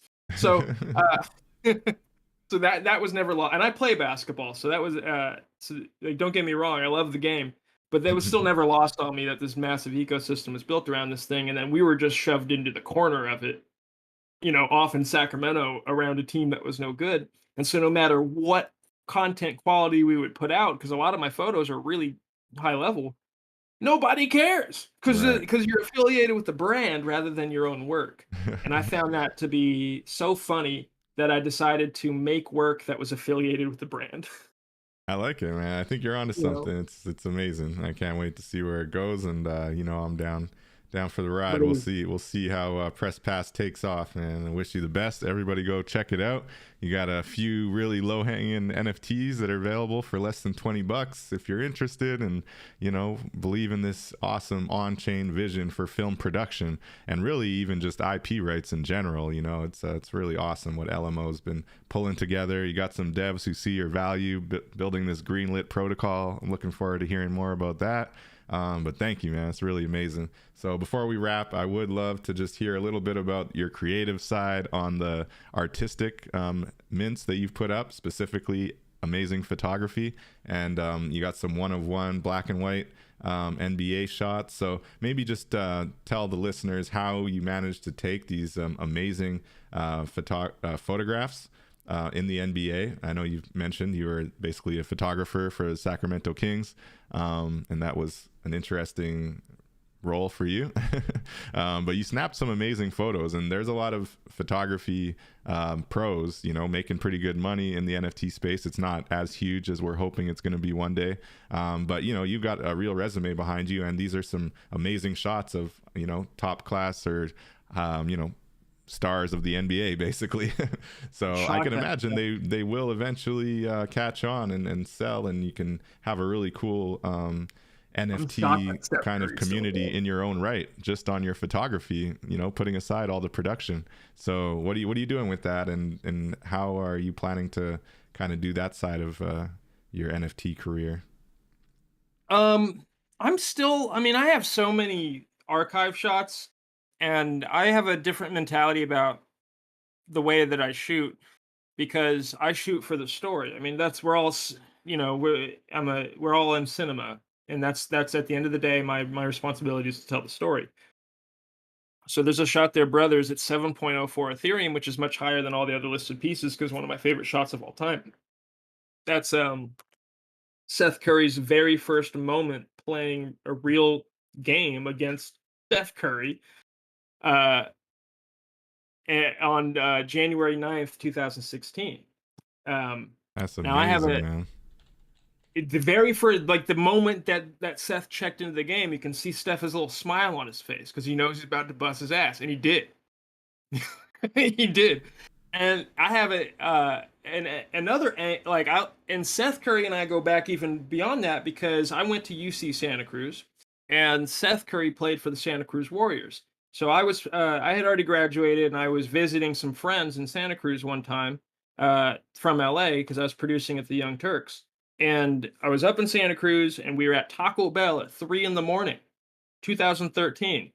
And Seth Curry and Dwayne Dedmon, two guys who are actively in the NBA now, they were playing for the Santa Cruz Warriors, the D League team. Wow. And so I recognize him. I know hoopers. And I go, my buddy, he's really drunk, and he's losing. He's 3 in the morning, so yeah. I'm like, dude, you go outside. And then I sat down at their table. We're all eating the burritos and everything. And as soon as I'm like, hey, I shoot NBA, I work up in Sacramento, they're comfortable with me. Incidentally, both players came through Sacramento. I got a year with them both. Nice. So that was interesting. But Seth, him and I had a great conversation in that moment. I was like, yeah, dude, like, because they weren't in the NBA yet, and right. they were young. They're younger. Dwayne is my age, and then Seth is a little younger than me. But actually, they might both be my age. Maybe not. But anyway, if Seth is younger than me, it's only by a year. So don't take that for a grain of salt. But I was just encouraging. I'm like, I'm not anybody. I just take photos. I don't get paid anything to do it. But I'll tell you, I think you guys are both going to be in the league soon. And then they were. Nice. Not that I had anything to do with that. Yeah, but hey, you have that story now. That's amazing. Yeah. And then to come around full circle and capture this amazing moment with these two brothers, like, I can see why you put it at 7 Ethereum, man.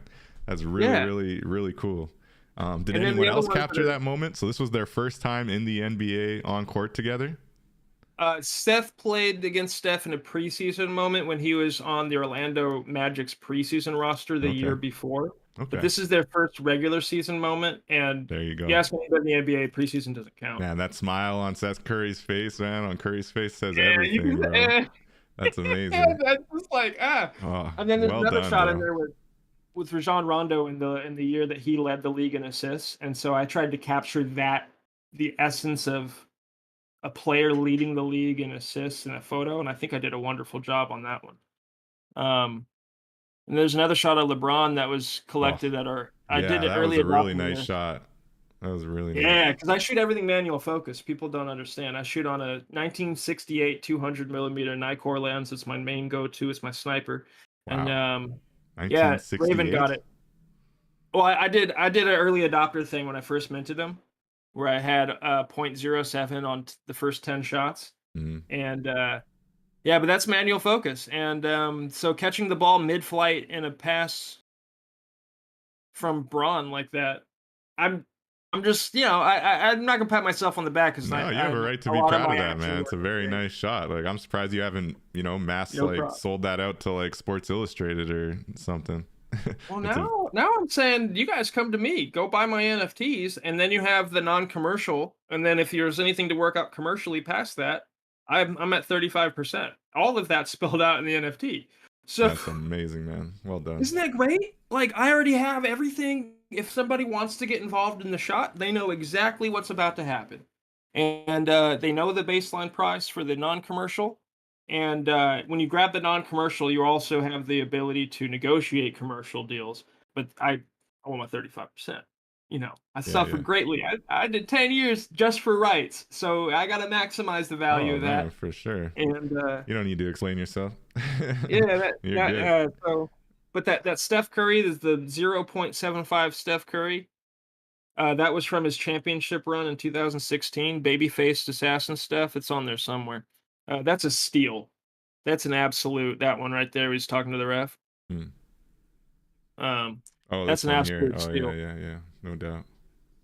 And then I got a really art house look at Klay Thompson shooting a 3-pointer. So and there's a Kobe. Put a Kobe up in that collection. And there's another Kobe, a composite shot that I did of 2 shots that I took of him, where I put him across from himself, and where the title is "I am my only competition." But some of the shots that I've listed up there are for Sports Illustrated and Nike and those sorts of things. So you're going to see some pretty wild prices on that are not accessible to standard collectors. Yeah, that's all right. That's good, man. This is like nobody else can get this shot. It was a once in a, it's like nobody has Kobe that. Bryant. You know what I'm saying? Yeah, that's that. That's an awesome Bryant shot. Yeah, I want Boogie to get that. I hope he does. No doubt. He likes the shot, but I'm not. See, my problem is that the ballers don't want to pay money for their own shots. But I'm like, yo, I made zero money covering y'all. Pick a brother up, man. Come on. That's what this is about. That's what the NFTs. That's what the NFTs allow. This is the new creator economy. Allowing people to really get that compensation they deserve. You get a nice one-of-one NFT, and like he said, non-commercial rights to the image. And if you want to use it commercially, there you go. You got options. You just got to pay 35%. That's fully compliant with all respective parties. So if you grabbed one of these shots and did a full face replacement and made sure that all branding and trademarks were scrubbed, you could offer it as a derivative. But I want to set up some sort of approval system there because I just don't want anything being made out of these. Yeah. Like, I don't, like, for example, that Steph Curry, I would, like, if he collected it and put his ape on his own face, I can't stop him from doing that. Right. But I have a feeling about replacing people of certain visual appearance with monkeys. So no, I don't think derivatives of photography should not be a common trend. I don't think, especially when the photographer specifically clearly does not want that. That's not being created for that intention, right? If it's stated clearly on it, then maybe. But I don't think derivatives of photography is something we need to do or expect in the space. But awesome. Although I do think it'd be funny to have like somebody to go through this entire collection and replace each of these players' heads with Muppet faces and do a really good job. That'd be hilarious. That sort of thing would be. I could be talked into that. But Yeah, that Rajon Rondo piece, that one is the one where he led the league in assists that season. It's a real funny story of how he was even signed to Sacramento to begin with. He's only signed here because he could lead the league in assists. Uh, There you no, go. he wasn't going to get the playing time to do it anywhere else at that point in his career. So, but yeah, that's how I shoot. I always think about like what the moment is. This collection has interesting utility. The reason I haven't released all 90, there's going to hard cap at 90 pieces, but I want to curate the rest of the collection with the holders. So once we reach the first 5 holders, those 5 holders will be invited on a call to help me curate the next 5 pieces because I have thousands of shots and I honestly don't know where to Well, go. you need some photography NFT whales to come find your collection, man. Because I would think if you love basketball and if you love photography and if you happen to have a good amount of Ethereum and you're building your collection, there's no way you don't want at least 1 or 2 of these pieces from Kimani. So just putting that out there. Check it out. That's Okira BNW. Kimani Okira Okearah. Thank you so much, Kimani. I mean, that's very impressive. Outside of the production stuff, you got your amazing photography. I really do definitely believe in the historical kind of relevance of what you're doing with the LMO structure, and the fact that you've got some devs already aligned with you and working on the protocol is huge. So really just excited to hear that, and do definitely let us know when that greenlit protocol is live. I'd love to have you and those devs back on the show, and really be able to look under the hood and talk about what the ramifications are for that going forward. But yeah, with that, usually final question we always ask is, what's your advice to those people that are out there, maybe from the film production side, but in general, who are not really understanding the gravity of the blockchain space, and maybe are a little skeptical listening to the FUD? What do you like to say to those folks out there? Understanding, it's not our job to convince them, but if there was kind of a clear-cut, concise reason to jump into this Web3 creator economy, what do you think it should be? You're helping establish universal basic income for the work that you do. Nice. So that's like you're establishing residuals, especially if you're in the creative economy. We are building infrastructure to where residuals will be just a understood thing about the economy, same way as email is. And I can't wait for that day. My other one is this, right? I came in, we put together our project team in March of 2021, early March. Uh, we launched our writers' room and our collective process. We minted our tokens March 24th. We've had maybe 30 or so collectors in season 1 of Press Pass. Most people collect 1 edition. Some people have collected multiple. And we have 48 or so company ownership token collectors. Most people have collected 1 or 2. Um, we've had 1 person that has graduated to the next level of the top brass scout. We have not gone viral. We have not experienced the sort of community reflection of value that we think that we should have experienced, but we're not entitled to that either. Mm-hmm. So the way, if you're out there listening to this, we've been out here for 16, 17 months. So not only if you want to help us keep things going, please collect. But even on top of that, it doesn't happen overnight. That's my other thing on this. It's like some people, you see it, you're like, that person was here for 2 weeks and pull out their Right. Now they're a project. millionaire. What the heck? It is crazy. Yeah. And and you're like, what am I doing wrong? What am I doing wrong? That's not the right answer. The answer for me, the answer of what I was doing wrong is I fell off of the original community that I came in with. And that's not my fault necessarily, because I lost 7 people. Okay, April of 2021, my brother passed. We lost 6 more people from April 2021 to April 2022.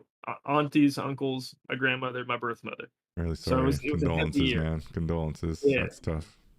So when I had to take myself off of talking about our comedic fictional basketball story world on social media because my family's going through it and they can't be seeing me talk about that stuff Mm-hmm. when we're all going through some really heavy stuff. So you have like people that are thinking, oh, they were uncollected for a year. No, I was literally taken off the market by tragedy and in a position to where I could not market and I'm not just to the point where I didn't want to market, but it's just like you Yeah. can't without insulting your family. So, Well, I was going to say, well, I think it's okay that it's not the type of project that maybe flippers, people are going to be looking at the market and like how much buying and selling is happening with the tokens. Like, it's about believing in the technology, believing in the vision of the Press Pass, Let Me Out Productions, and wanting to be a part of it, and that's a long haul thing, right? So to your point about people maybe obsessing over the amount of time that it's been on market or why hasn't it sold here and there and all that kind of stuff. Like, I really feel like those type of criticisms, though they can be valid from a purely financial perspective, are not necessarily, aligned with what you're trying to build, right. Right. So it's all good, but that's a good point. Take your time, be patient. Overnight success doesn't come for most people. 95%, 98% of the people in this space are just out there plugging away, promoting their art, selling their art just like any other artist out there. But the advantage is this is a global community. It's borderless. You got peer-to-peer transactions. You've got middle people being cut out. You're getting the lion's share of your percentage of the sale, 95%, whatever it might be, outside of the platform's little cut. So that is the advantage here. And that's why we're doing this every week on Web3 Warriors. And we talk to creators like Kimani here and other people in this Web3 space that are building out and creating this economy for all of us. It's an amazing global space. And thank you again, Kimani, for bringing this technology forward. Your structure and your kind of vision around production and film in this blockchain space. I really appreciate it. Thank you so much, David, and thank you to all of the Web3 Warrior listeners for giving me your time. I'm so grateful you exist. If it's not taking food off your table, to support what we're doing to Let Me Out Productions. If you're a creator, support grab a company ownership token. We're a development and service studio that's here for you. And if you're an audience member that wants to support a 20% net profit share in establishing that as infrastructure in the showbiz industry, grab as many tokens and press pass as you can. And thank you for listening. I appreciate everybody. Let's go. Thank you so much, Kimani. And I love your slogan, "You deserve to exist." That goes out to everybody. We all deserve to exist. Let's enjoy our life. And until next week, we'll be back live with the Web3 Warriors. And until then, catch you in the metaverse.